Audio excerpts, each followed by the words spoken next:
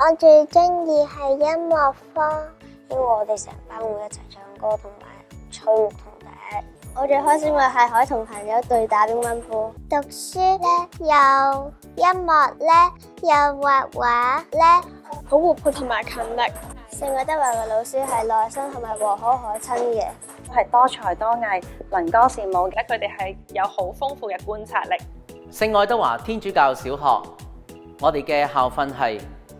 敬主愛人，博學明德。意思即係話，我哋好希望我哋嘅學生嚟到我哋一間天主教嘅學校，能夠愛天主，透過學習天主聖言入邊嘅道理，能夠愛周圍嘅人，愛周圍嘅社區，愛我哋嘅香港，愛我哋嘅祖國，亦都鼓勵我哋同學必須要努力學習，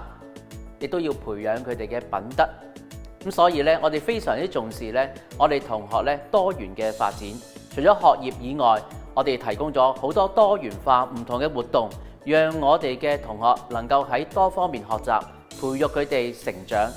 所以我哋喺學校入邊有唔同嘅設置，包括有光影留聲室、桌遊室、STEM Lab、VR 房、電子飛鏢室、乒乓球室等等。我希望聖愛德華天主教小學成為我哋學生第一個學習樂園，第二個溫馨嘅家。學校咧嘅校隊有民歌隊、合唱團、中國鼓、直笛隊、手鐘鈴同埋敲擊樂嘅。希望同學仔參加唔同嘅音樂校隊，可以學到不同嘅音樂知識之餘咧，都喺當中可以訓練到佢哋嘅膽量啦。因為咧，佢哋都有好多機會參加唔同嘅表演同比賽。我好中意音樂嘅，我識得彈琴同埋拉小提琴。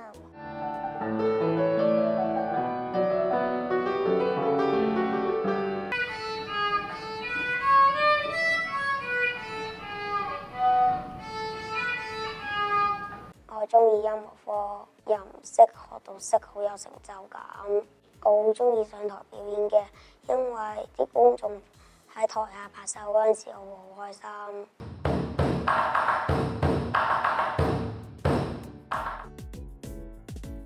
我哋會期望小朋友喺視覺藝術科咧，除咗學識到唔同嘅視覺元素之外啦，咁亦都學到唔同嘅技巧，更加重要係可以將藝術咧融入到生活入面。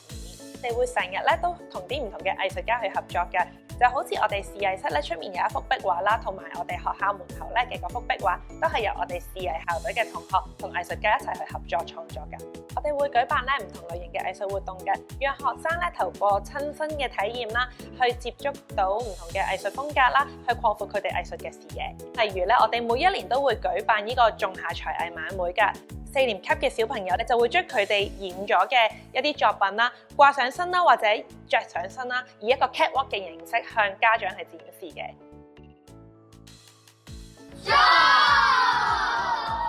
學校咧就好多元化嘅，咁啊，例如有足球隊啦，有乒乓球隊啦，有籃球隊啦，亦都有咧其他游泳啦同埋田徑嘅一啲項目嘅校隊都會有嘅。我哋希望學生咧係要成功必須要努力，係會面對任何困難咧都能夠適應到嘅，永不言敗。我哋嘅學生咧喺九龍東區小學學界乒乓球比賽咧都獲得到好優異嘅成績嘅。我打乒乓波已經有5年啦，學識咗要冷靜，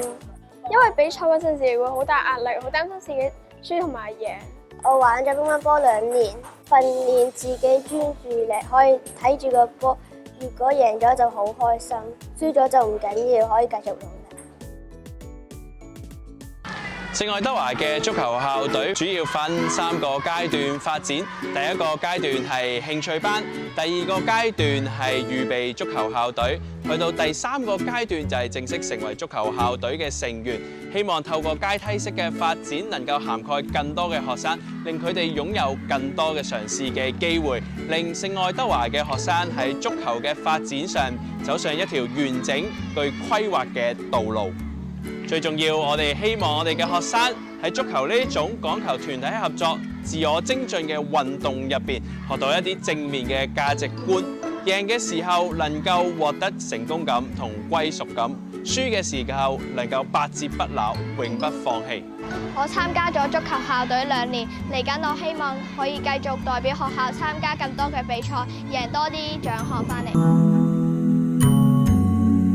咁呢一個係我哋本年度學校新買嘅電子魔鏡啦。咁佢最大嘅特色咧就係有一個 AI 嘅功能啦。咁呢個 AI 嘅功能咧，可以喺我哋上堂嘅時候咧，幫小朋友即時作出個評分同埋動作嘅矯正啦。咁另外一個課程嘅特色咧，就係有中華嘅文化嘅元素啦，就係有好多唔同嘅武術嘅課程喺入邊啦。咁呢一個咧都可以幫助喺體育上邊武術嘅發展係得到一個更容易嘅傳承啦，同埋去小朋友去學習中華嘅文化。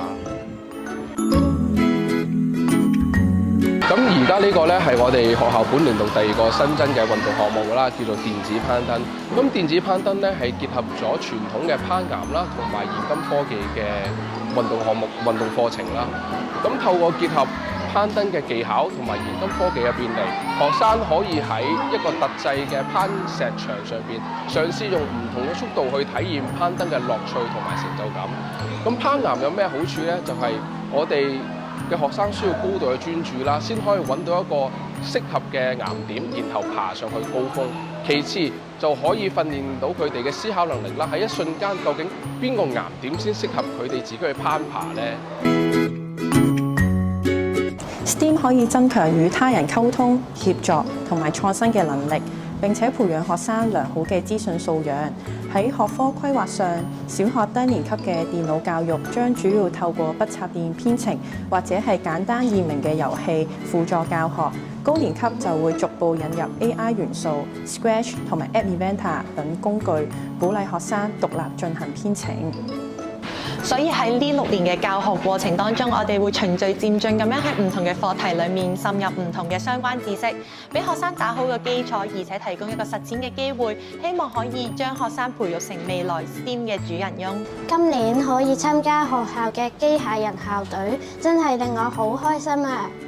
我哋從零開始學識 AI 圖像識別編程，仲有點樣操控機械人。過程雖然有挑戰，但當見到自己寫嘅程式令機械人喐起嚟，令我好有成功感。喺呢個人工智能嘅世代入邊，聖愛德華天主教小學繼續秉持住創新學習嘅精神，希望可以掌握 AI 帶嚟嘅機遇，積極培養我哋嘅同學成為具創造力同埋能夠適應未來挑戰嘅人才。我哋對於人工智能嘅應用並不限於喺老師嘅備課、行政工作或者分析學生嘅表現，而係真正將 AI 帶入我哋嘅課堂裡面，融入我哋嘅課程。可能有人會擔心同學會過度依賴人工智能去獲取知識，其實我哋可以因應唔同嘅學習目標，去設計相應嘅 chatbot， 控制住人工智能為學生提供資訊嘅方式，等同學可以透過同 AI 進行互動，由 AI 帶領佢哋逐步去進行思考同埋探索，逐步去解決問題，完成學習任務。我哋深信喺呢個以科技為核心嘅時代，學習唔再淨止係掌握知識咁簡單，而係學習點樣去進行探索同埋進行思考。透過學校唔同嘅創新學習計劃，我哋希望可以好好裝備我哋嘅同學，為未來做好準備，幫助佢哋開創屬於自己嘅未來。我哋有個口號，我哋好希望我哋嘅同學能夠活學同埋學活，意思就係佢哋能夠將日常所學能夠用於喺生活入邊，喺生活入邊亦都不斷去學習。我哋好希望每個同學嚟到我哋呢一間學校聖愛德華天主教小學，係學於此、樂於此同埋成於此。我喺聖愛德華嗰度返學係好開心嘅。我返學好開心嘅。我喺度返學好開心嘅。